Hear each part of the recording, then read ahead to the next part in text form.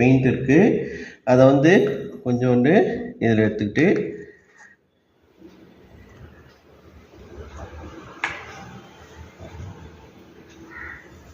எடுத்தாச்சு.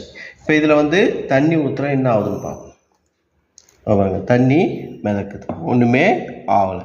சரியா? அதே பெயிண்ட்டை எடுத்துப்போம்.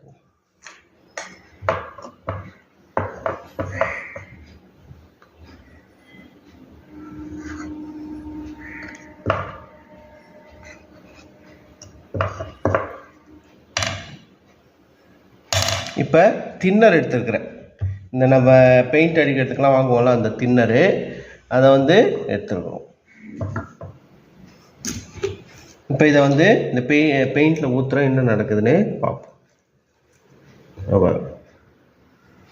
இப்போ இந்த தண்ணியில் ஊற்றுறதுக்கும் தின்னரில் ஊற்றுறதுக்கும் என்னது வித்தியாசம்?